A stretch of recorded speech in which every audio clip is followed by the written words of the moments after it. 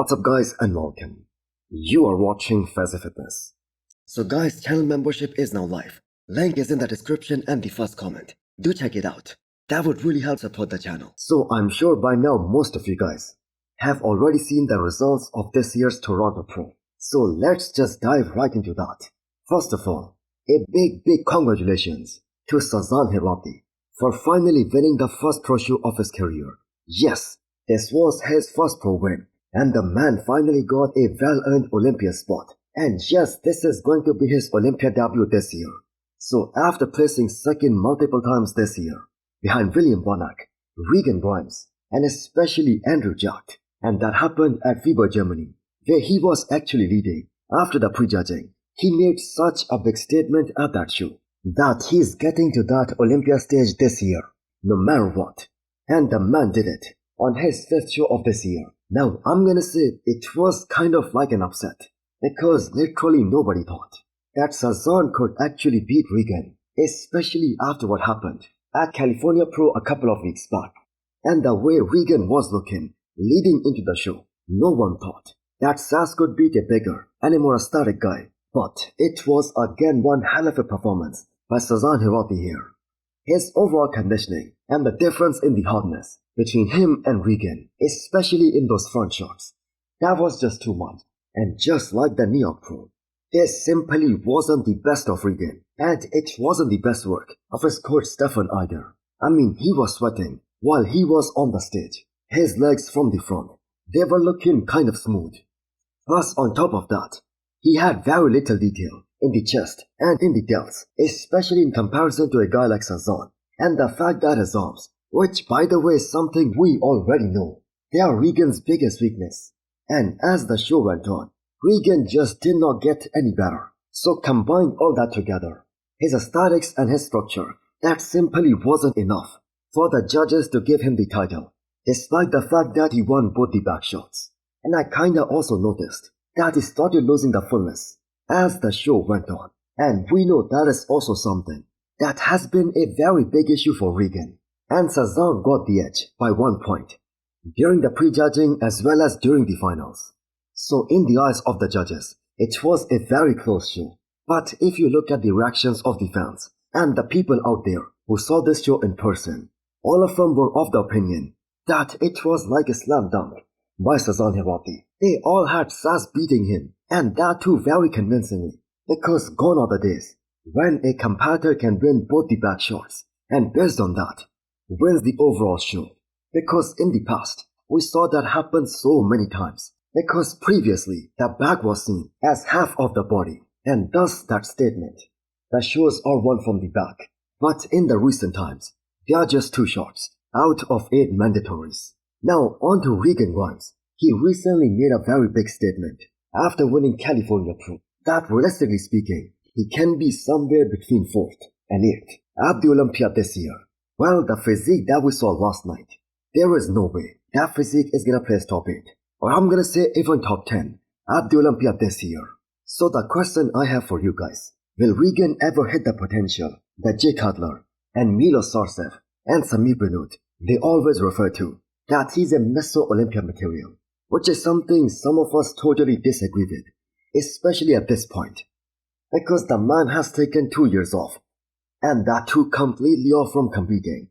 And still, we are talking about that same thing, him needing bigger legs, bigger chest, and bigger arms.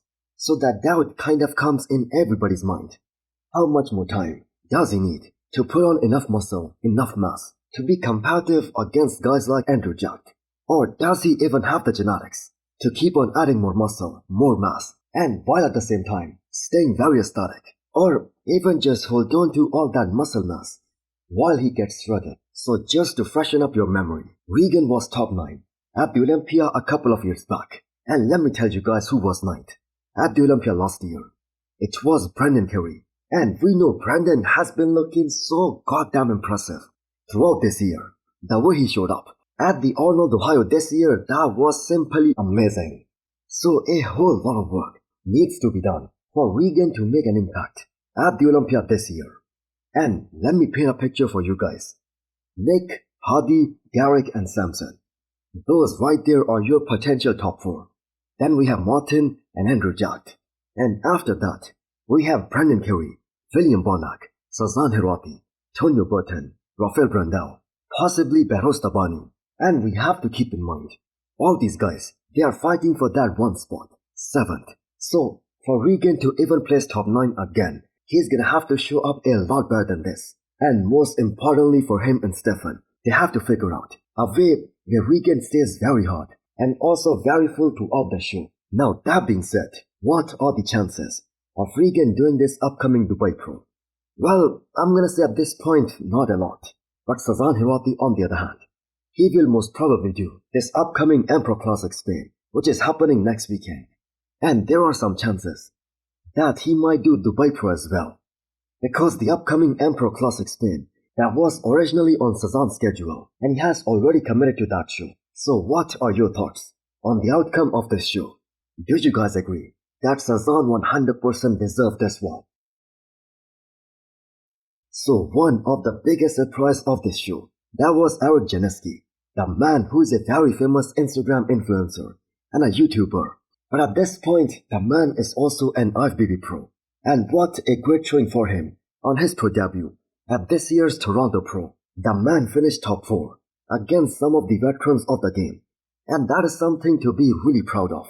And Eric really was in a very good condition. I'm gonna say not in a great condition. But this was just his pro debut. Now I know that this guy has got some holes in his physique that he is obviously going to take care of in the future. Especially when you compare him to some of these other top pros. But the man 100% deserves massive respect on first earning the pro card and then jumping into a pro show just 1 week later and placing top 4. So the man is pretty damn massive. He has got those humongous quads. And they're not just big, they have very decent separation in them. Plus, that kind of detail that he showcased in his back, that was so impressive, top to bottom. So the man has got everything to be a very good open pro. So let's give him some more time and see how much more balance he can bring in his physique and how he shows up. I'm gonna say possibly next year. So Courage Opara made a switch from Classic Physique division into the 212. And the man really took his time, getting bigger and putting on more muscle for the bigger division. And the results is that he won his first ever 212 show.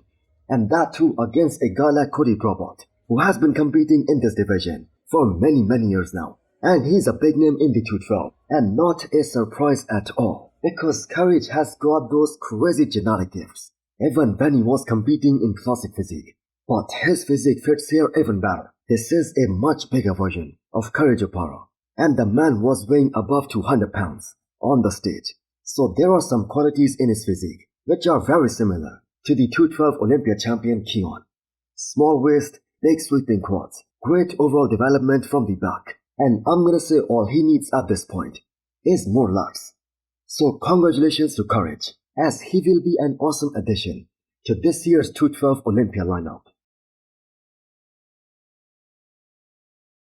So based on the scorecards of last night's Toronto Pro in Classic Physique and the battle between Brian Chen and John Lee, that just wasn't close at all. So Brian Chen won that show with perfect scores, and he adds another pro win to his resume. So this is the 4th pro win of his career, and the man is gonna be back on this year's Olympia stage. So this was one of the most impressive looks by Brian Chen, and we got to know after this show that this time he was working with Chris Aceto and Chris Cormier for this prep. And I'm gonna say that paid off big time. The front double biceps on Branch, that is the money shot. The quads, the vacuum, and the way he hits all those front shots, that is simply amazing.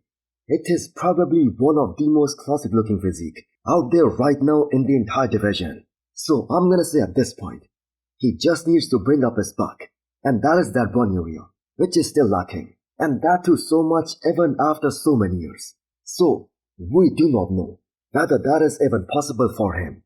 But, let's see how he shows up at the Olympia this year.